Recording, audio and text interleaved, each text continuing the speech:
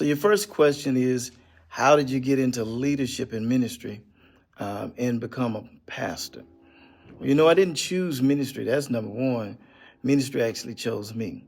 I did grow up in church, but honestly, I wasn't very interested in religion. When I graduated high school in 1986, I literally told myself I was done with church. I just wanted to live my own life. Around that time, when I graduated, one of the deacons gave me a Bible. I carried it with me everywhere I went, but I never opened it.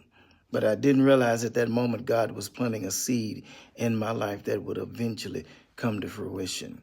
As time went on, I got caught up in a lifestyle that led me into trouble. I ended up facing serious jail time, serious charges. And that's when everything really began to change for me. I vividly remember my mother praying for me as I sit in that courtroom facing numerous charges.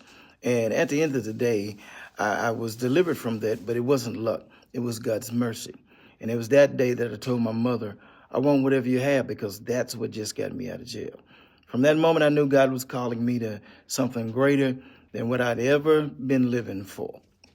So I started going back to church, not because I was made to go, but because I wanted to know God who had given me another chance.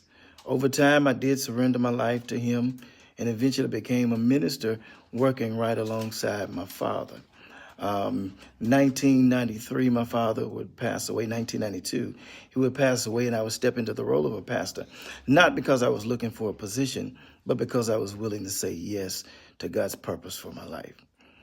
So leadership in ministry didn't begin for me behind the pulpit.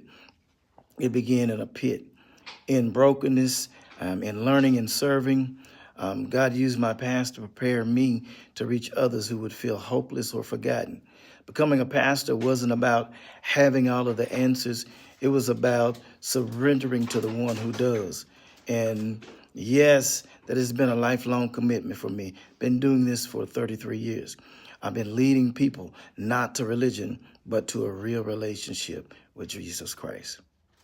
What are some of the challenges you face in leadership or pastoral duties?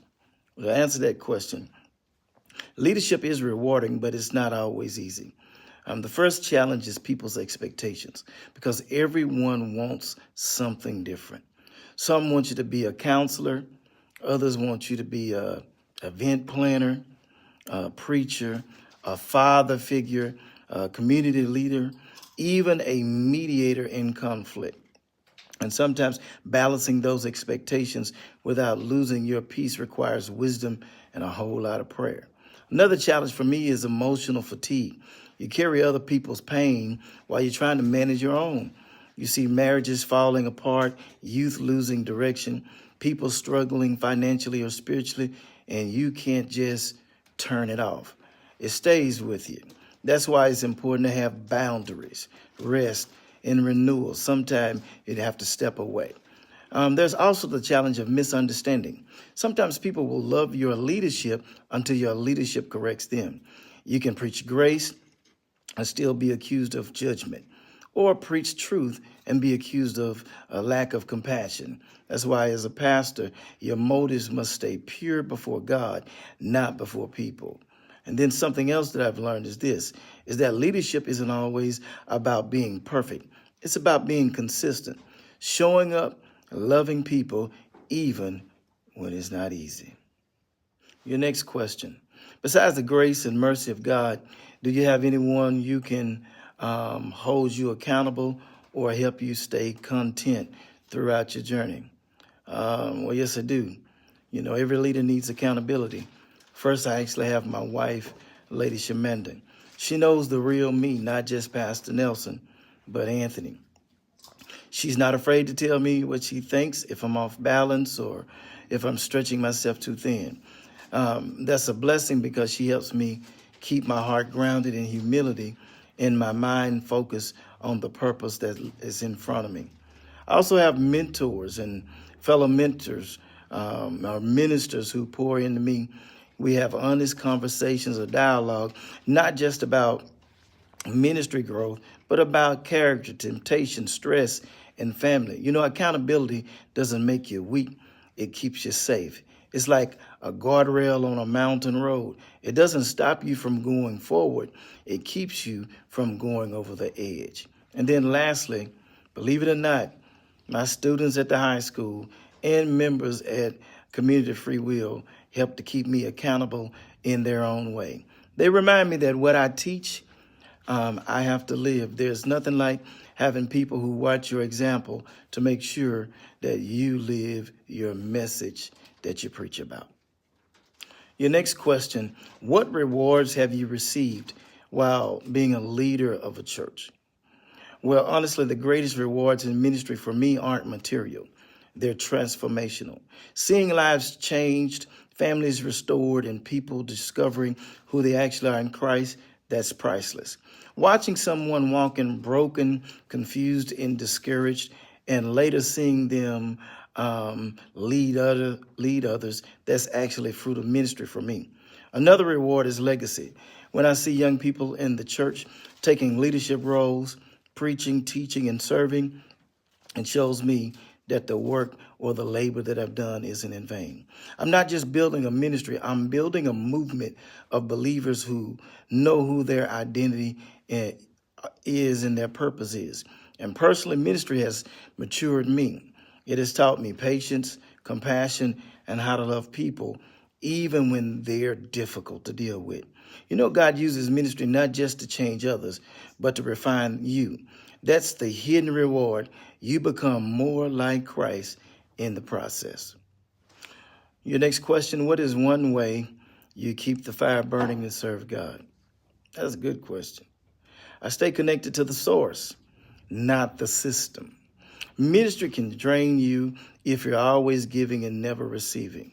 I'm tired now. So I take time to be with God in quiet places, to worship without an audience, to study without a sermon in mind, and to pray not as a pastor, but as a son, as a child of God.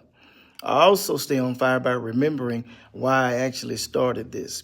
When I see how far God has brought me, from these small beginnings to leading people, working with people of all ranks and classes, and influencing generations, it humbles me and it ignites my soul.